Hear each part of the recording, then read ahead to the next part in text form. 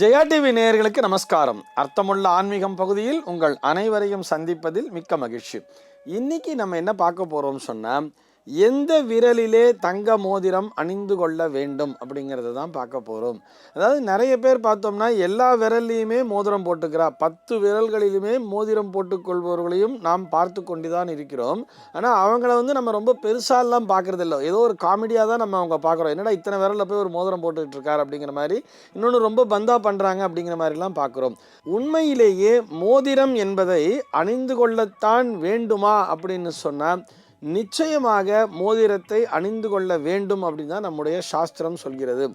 எந்த விரலிலே அணிந்து கொள்ள வேண்டும்னு சொன்னால், நம்முடைய இந்த வலது கையிலே இருக்கக்கூடிய இந்த 4வது விரல், அதாவது சுண்டு விரலுக்கு பக்கத்தில் விரல் இருக்கு இல்லையா, இந்த விரலில்தான் கண்டிப்பாக எல்லோருமே மோதிரம் அணிந்து கொள்ள வேண்டும் அப்படின்னு சொல்லி நம்முடைய சாஸ்திரம் வலியுறுத்தி சொல்கிறது.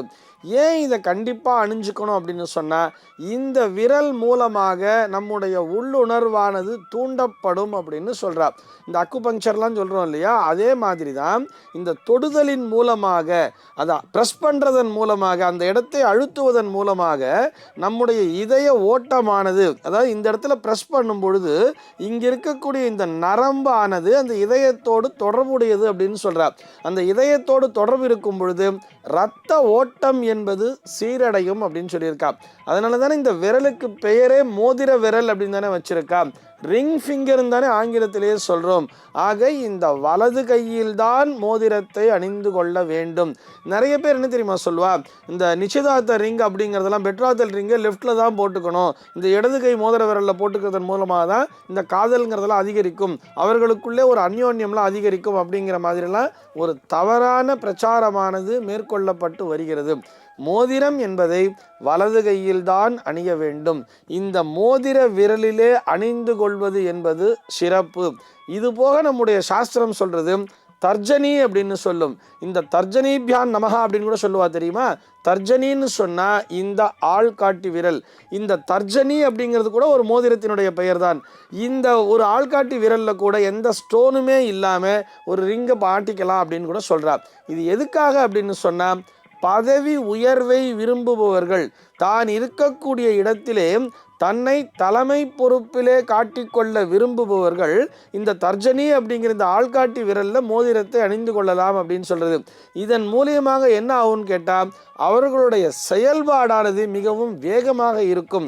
கொஞ்சம் வேகமாக செயல்பட்டு, அவர்களோடு இருப்பவர்களை விட இவர்கள் சற்று வேகமாக செயல்பட்டு அந்த தலைமை பொறுப்பிற்கு அதிகாரம் மிக்கவர்களாக ஆகிறார்கள் அப்படின்னு சொல்லியும் நம்முடைய அறிவியலானது, அதாவது சாஸ்திரோக்தமான அறிவியலானது சொல்கிறது. கட்ட விரல்ல கூட மோதிரம் அணிஞ்சுக்கலான்னு சொல்றது. மோதிரம் அணியக்கூடாத விரல்னு சொன்னா, இந்த நடு விரலிலே கண்டிப்பாக மோதிரம் அணியக்கூடாது என்பதை நம்முடைய சாஸ்திரம் வலியுறுத்தி சொல்கிறது. இந்த நடு விரலிலே மோதிரம் அணியக்கூடாது என்பதை நம்முடைய இந்து தர்மசாஸ்திரம் மட்டுமல்ல, எல்லா மதங்களுமே வலியுறுத்தி சொல்கிறது. இதையும் நாம் நன்றாக புரிந்து கொள்ள வேண்டும். ஆனால் இன்னைக்கு இருக்கக்கூடிய நிறைய பேர் என்ன தெரியுமா சொல்றா, நடு விரலிலே மோதிரம் அணிந்து கொள்வதன் மூலமாக நம்ம ஈஸியாக எல்லாரையும் கவர் பண்ணலாம், அவங்கள ஆகர்ஷணம் பண்ணலாம். அதாவது ஒரு இந்த சின்ன குழந்தைகளுக்காக அவளை டார்கெட் பண்ணி சொல்கிறா. இந்த குழந்தையெல்லாம் வாலிப பருவத்தில் இருக்கா இல்லையா, அந்த குழந்தையில டார்கெட் பண்ணி நீ ஏதோ ஒரு பொண்ணை பிக்கப் பண்ணுற அப்படின்னு சொன்னால், அவள் ஈஸியாக உனக்கு வசியமாகணும்னு சொன்னால் இந்த நடு விரலில் மோதிரம் போட்டுக்கோ, காதல் என்பது எளிதிலே உங்களுக்கு சக்ஸஸ் ஆகிடும் அப்படிங்கிற மாதிரிலாம் சொல்லி நிறைய தவறான பிரச்சாரங்கள் மேற்கொள்ளப்பட்டு வருகிறது.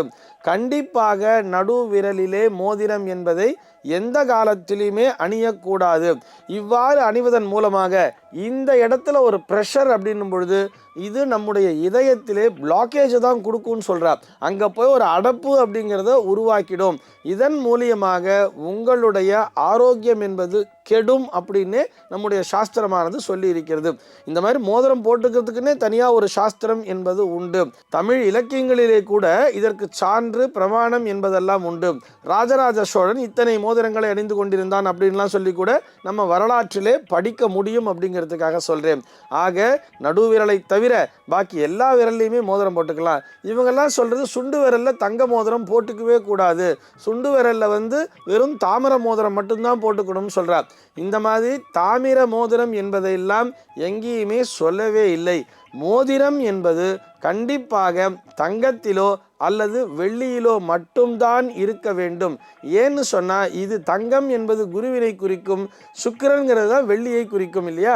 ஆக இந்த இரண்டு ஆச்சாரியர்கள், குருவும் ஆச்சாரியன் தான், சுக்கிரனும் ஆச்சாரியன் தான், சுக்கராச்சாரியான்னு சொல்கிறோம் இல்லையா. இந்த இரண்டு சுப கிரகங்களினுடைய ஆதிக்கம் இருக்க வேண்டும் என்பதற்காகத்தான் தங்கத்திலும் வெள்ளியிலும் மட்டும்தான் மோதிரம் அணிந்து கொள்ள வேண்டும் சொல்கிறார். இன்னொரு மோதிரம் அப்படிங்கிறதெல்லாம் உண்டு, பவித்திரம் அப்படின்னு சொல்லுவா. பவித்திரம்னு சொன்னால் தர்பை இருக்கு இல்லையா, இந்த தர்பை புல்லை கொண்டு பவித்திரமாக செஞ்சு விரலில் போட்டுப்பா. அதுவும் இந்த மோதிர விரலில் மட்டும்தான். நம்ம பவித்திரம்னு சொன்னாலே இது ஏதோ சாதத்தில் மட்டும் போட்டுக்கிறது அப்படிங்கிற மாதிரி நினச்சிக்கிறோம், முன்னோர்களினுடைய அந்த நினைவு நாளில் மட்டும் போட்டுக்கிறோம்னு நினச்சிக்கிறோம். அந்த மாதிரி இல்லை, பூஜைகளுக்கும் பவித்திரம் என்பது உண்டு. 2 தர்பையை கொண்டு பவித்திரம் செய்து கொடுத்தார்களே ஆனால் இது பூஜைக்கு ஏற்றது. ஏதோ ஒரு ஹோமத்தை பண்ண போகிறோம், ஒரு கல்யாணத்தில் ஒரு ஹோமத்தை பண்ணுறோம் அப்படின்னு சொன்னால் அங்கே 2 தர்பைகளை கொண்டு பவித்திரத்தை கொடுத்திருப்பார்கள். 3 தர்பைகளை கொண்டு பவித்திரத்தை செய்து கொடுக்கும் பொழுதுதான் அது சார்தத்திற்கு உரியதாகிறது. ஒற்றை தர்பையை கொண்டு பவித்திரம் செய்து கொடுக்கும் பொழுது அது பிரேத சம்ஸ்காரம் சொல்கிறோம் இல்லையா, அந்த இறப்பு நாளில் செய்ய வேண்டிய அந்த சம்ஸ்காரத்திற்கு ஒற்றை தர்பையை கொண்டு பவித்திரத்தை கொடுப்பார்கள். 5 தர்பையை கொண்டு பவித்திரங்களை செய்யும் பொழுது இது மிகப்பெரிய யாகங்களை செய்வதற்கு துணை புரிகிறது. 9 தர்பை, 16 தர்பை இப்படிலாம் கணக்கு என்பதெல்லாம் உண்டு. அந்தந்த யாகாதி கிரியைகளுக்கு ஏற்றவாறு இந்த பவித்திரம் என்பதை தர்பையிலே மோதிரமாக செய்து போட்டுக்கொள்வார்கள். ஆக அதுவும் இந்த மோதிர விரலில் மட்டும்தான் போட்டுக்கொள்வார்கள். இந்த மோதிர விரலில் போட்டுக்கொள்வதற்கான தாற்பயம் என்னன்னு சொன்னால், இதன் மூலியமாக நம்முடைய உள்ளுணர்வானது தூண்டப்படுகிறது. சரியான முறையிலே இந்த உள்ளுணர்வானது தூண்டப்பட வேண்டும் என்று சொன்னால், குறிப்பாக நம் சாதாரண மனிதர்கள் மோதிர விரலில் தான், அதாவது இந்த சுண்டு விரலுக்கு பக்கத்தில் இருக்கக்கூடிய இந்த விரலில் தான் மோதிரத்தை அணிய வேண்டும். தலைமை பொறுப்பை விரும்புபவர்கள் இந்த 2வது விரலிலே ஆள்காட்டி விரலிலும் அணிந்து கொள்ளலாம். மற்ற விரல்களை நமக்கு ஏதோ சப்போர்ட் பண்ணும், ஆனால் நடு விரலில் மட்டும் மோதிரம் எக்காலத்திலும் அணியக்கூடாது.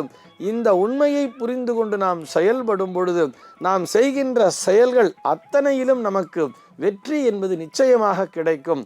சர்வே ஜனாஹ சுகினோ பவந்து.